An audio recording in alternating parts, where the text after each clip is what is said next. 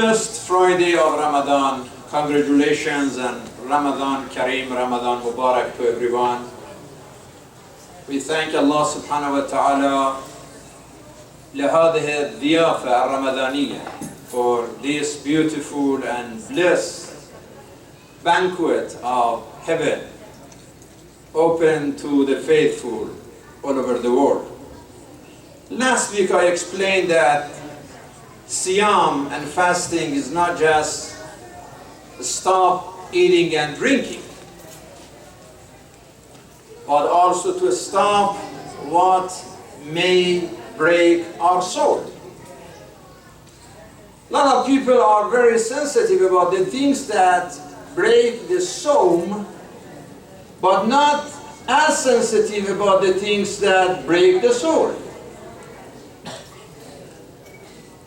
I received so many questions, especially in the first 2-3 days of Ramadan.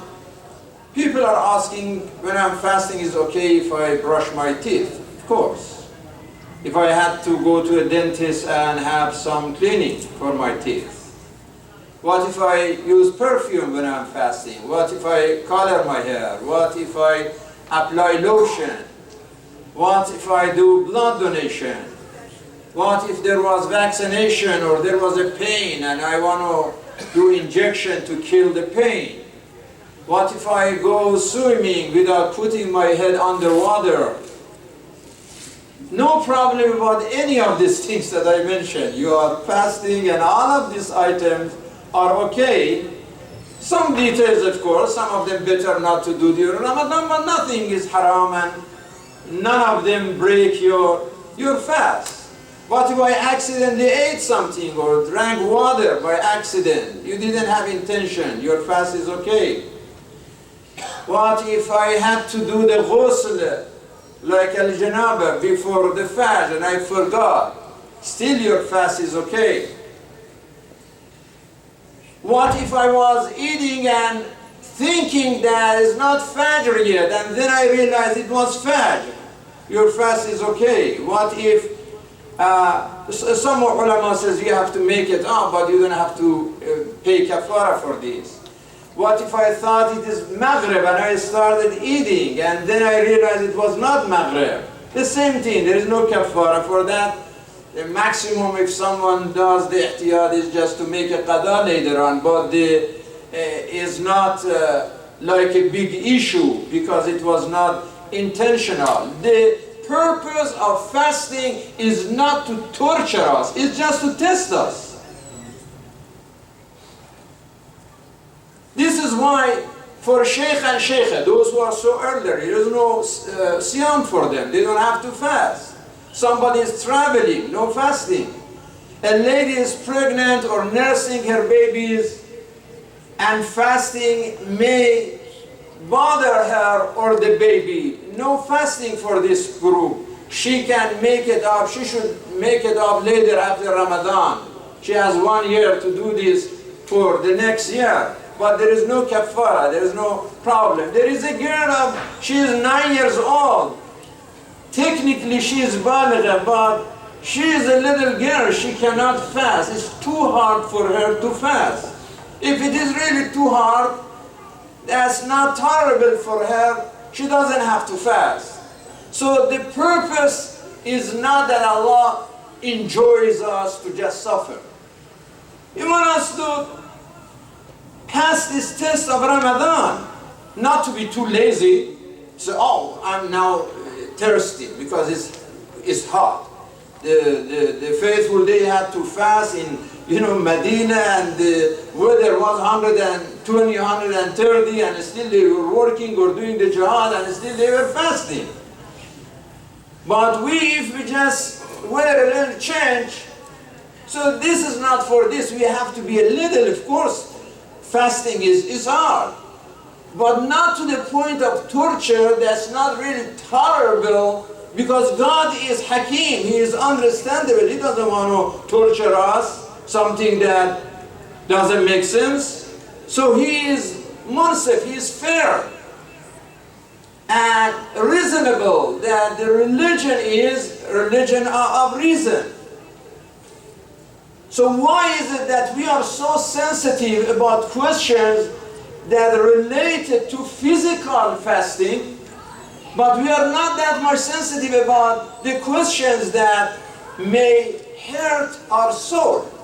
Nobody asked me that if I get angry, does anger break my fast? I didn't get this question, right? Nobody told me I got so arrogant and I was like showing off. Does that break my fast? Nobody asked that I felt jealousy and I did something to someone out of jealousy. What about that? Or I was greedy, or I was so selfish. Does selfishness break my fast?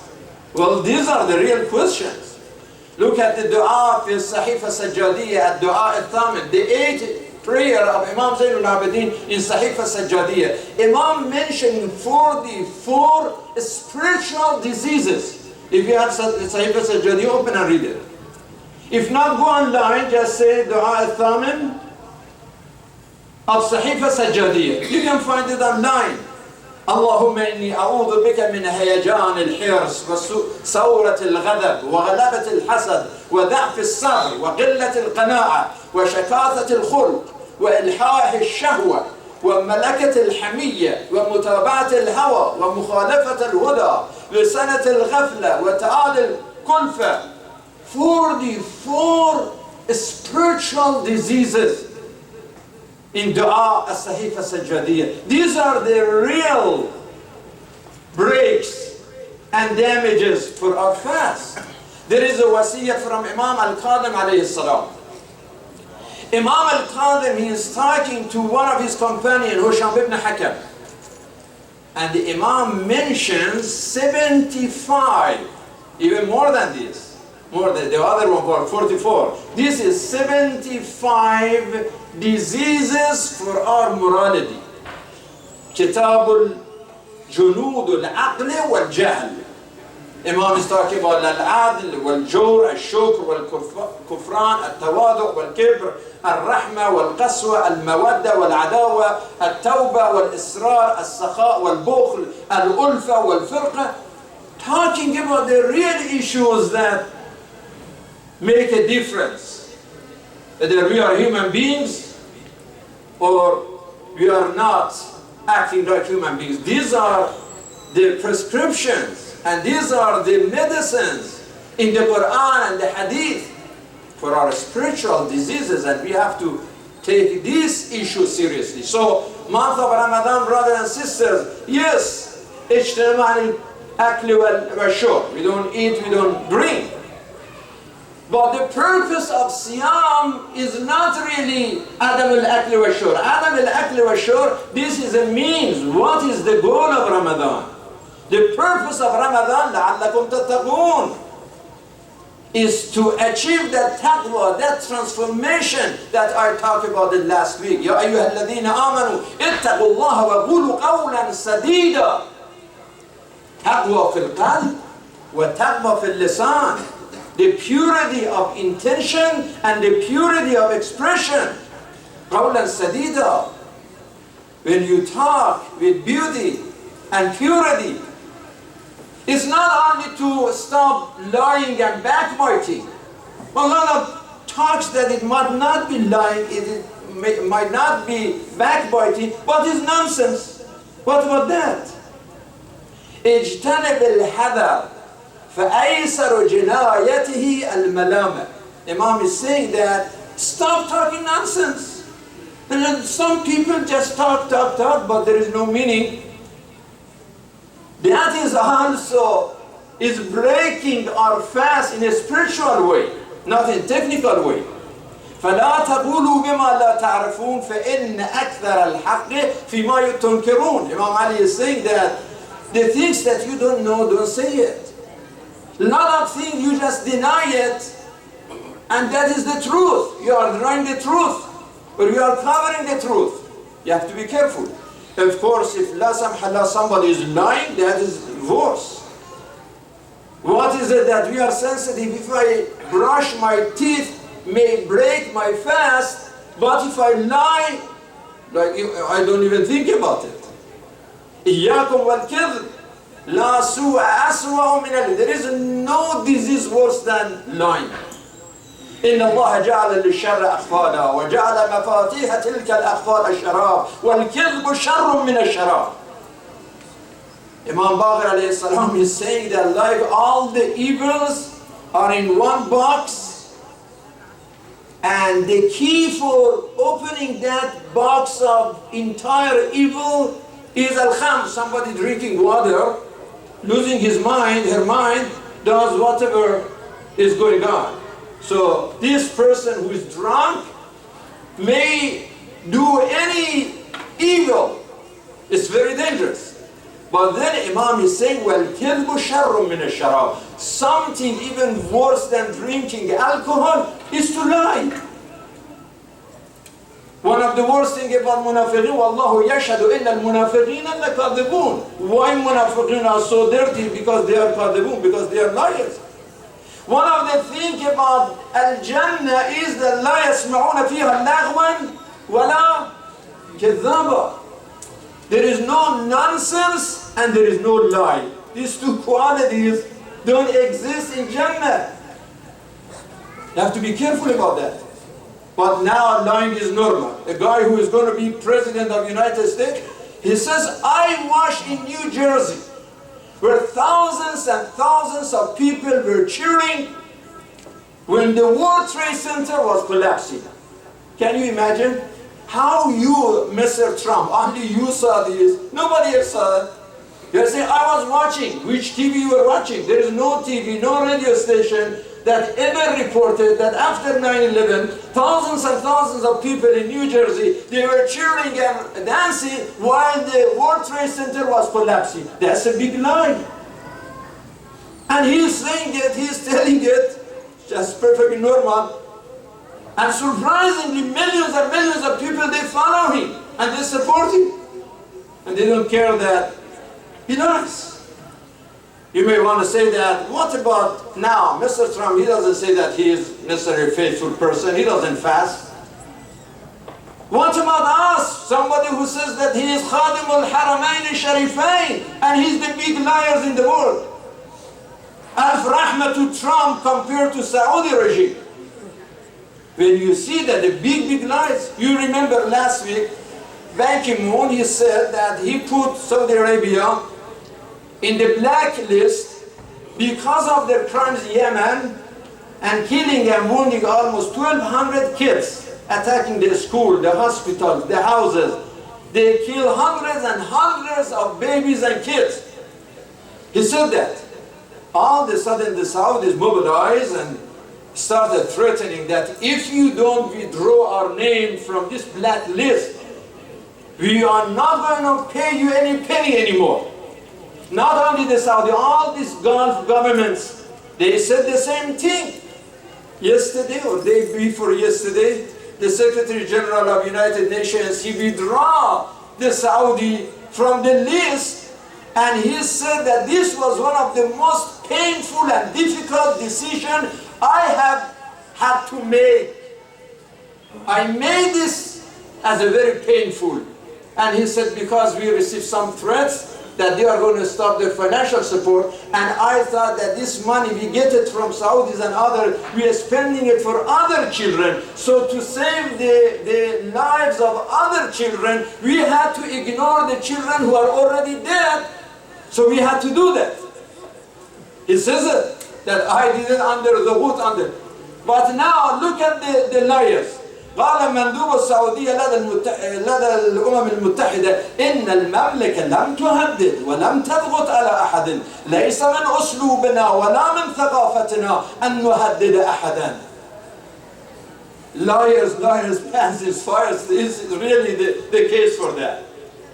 What ثقافة and what أسلوب you are talking about? ثقافة الجاهلية, ثقافة الكذب والخيانة, ثقافة الكبر والنفاق. This is they are lying again and again to cover the lies that they already made in the past. So what's going on? If they are the Western leaders and they're the Muslim leaders, And this is the month of Ramadan, brothers and sisters. Very frustrating, very frustrating. It's painful to see that we live in a world full of lies, big lies. But then don't be too happy. Sometimes you and I may lie too. If we complain about Trump, if we complain about, Sultan Salman, we have to be careful about our own lies as well. If we lie to the wife, to the husband, to the children, to the parents, to the neighbor, lie is lie, doesn't matter. And Quran says, نَجْعَلْ لَعْنَةَ اللَّهِ عَلَى الْكَاذِبِينَ. The kadhibin, the liars, are cursed. وَإِلٌ يَوْمَئِذٍ لِلْمُكَذِّبِينَ. 11 times in Surah Al-Mursalat, this verse has been repeated. وَإِلٌ يَوْمَئِذٍ لِلْمُكَذِّبِينَ. On the day of judgment, wow, to those who lied. This is what the Quran says. Now we complain about politicians, we have to complain about ourselves. So we have, alhamdulillah, the month of Ramadan, the month of Tawbah, the month of turning point, the month of transformation of our soul. Let us work on ourselves. Because we may not have this opportunity forever, brothers and sisters. Allah bless his soul, Muhammad Ali. 41 years ago, he was in London addressing an audience, and a British girl or boy, he stood up and said, Muhammad Ali, when you retire, what are you going to do? And he made a beautiful answer. You may go online and find that what Muhammad Ali said to a British person when he was asked, what are you going to do when you are retired? You found it. He's talking over there. He says that, well, I'm 35 years old and I don't know, I may live for another 30 years. Well, as a matter of fact, he lived another 41 years. But at that time he said another 30 years. But remember, if I am here another 30 years, it is not 30 years of daytime. I'm going to sleep, I'm going to travel, I'm spending some time, taking shower, I'm spending some time watching TV. These are all the time that I'm not doing anything with that. So if you take that time, out of 30 years, probably half of it, probably I have 16 years of real life. The rest of it is sleeping and eating and traveling. We have almost 15 or 16 years. If I have this opportunity, the best thing I can do in 16 years is to get ready to meet my Lord. That's the best thing if I can do. He said, because when I'm 65 years, I'm almost done. If we haven't done something and we are 65 years old already, not too much more we can do. We are almost done. So we have to be careful before getting to that age of 65. What did I do to get ready to meet my Lord? And he said, I know that my Lord is going to be happy with me if I serve people, if I use my name and my popularity to help people. And those people who are poor, those people who need my service. This is an opportunity that you and I have. Muhammad Ali is with his Lord. God bless his soul. But you and I have this opportunity. We don't know if next Ramadan we are still going to be here. So let us not to take Ramadan for granted. Sometimes I'm surprised that non-Muslim leaders, they take Ramadan so seriously. President Obama sent a message about Ramadan, the Prime Minister of Canada, the Prime Minister of Britain, all these world leaders are sending Ramadan messages for the Muslims. That Ramadan is month of revelation, month of reflection, month of purity, month of charity, month of love, month of unity, month of family. They all talk about this. And then when I say, where are the Muslims? Looks like the non-Muslims all talking about Ramadan. But many of our Muslims are in the Argili places, like Ramadan even doesn't exist. If you go on Warren Avenue and, Michigan Avenue and Ford Road, in the night you see the Magahi, they are more crowded than Masajid. What happened to us? Somebody put this online, I'm sure that many of you, but not everybody goes online. He said, Al-Masajid bil-Majjan, walakin fariga. والمراقص بالفلوس ولكن ممتلئة شيء غريب إن الناس يتجاهلون الحصول على الجنة بالمجان ولكنهم يشترون النار بفلوس. What is this? We need really prayer. We need a prayer for Hidayah and for Islam. Last night we have an iftar here, and there were some Ahlul Sunnah. And they asked me, some of them, they asked me that we have to go to Taraweeh and can you make the service? We had an iftar and I wanted to say a few words. They make it a little bit shorter because some of us have to go to Taraweeh and some of us have to drive for half an hour, 40 minutes to go to Taraweeh. And I said, really, Taraweeh is something mustahab. Taraweeh is not wajib, right? For Ahl Sunnah. Ahl Sunnah, Shi'ia, we don't have Taraweeh, right? But for Sunnah, Taraweeh is mustahab. And even Umar, who initiated this, it didn't exist at the time of Prophet, no Taraweeh at the time of Prophet. There was no Taraweeh at the time of Abu Bakr, the first Khalif. It started at the time of Umar. And some Muslims say, Umar, this is a bid'ah. How can you initiate a prayer that didn't exist in the past? And Umar says, yeah, it's ni'mah, walakin ni'mal bid'ah. Ni'mal bid'ah is a good one. It's not a bad bid'ah, it's a good bid'ah. I didn't ask you to go and drink alcohol. I said, come to masjid and pray. What's wrong with that?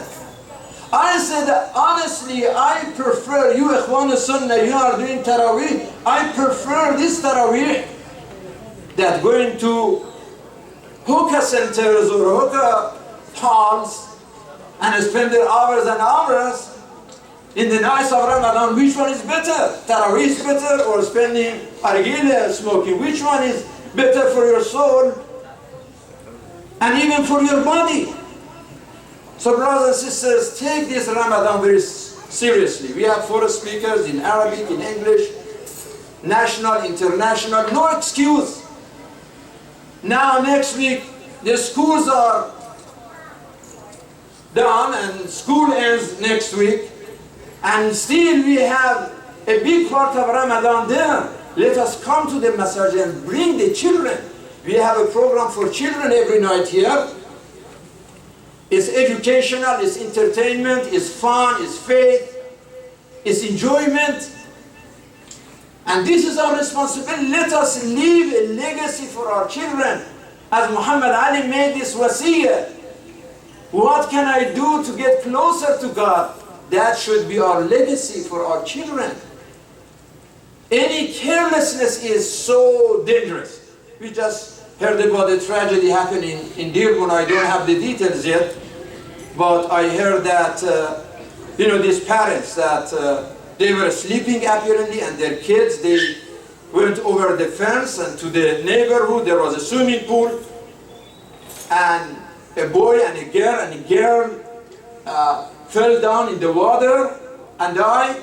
And now both parents are in jail, and they are accused of second-degree murder now. It's not enough that they are sad that they lost their daughter.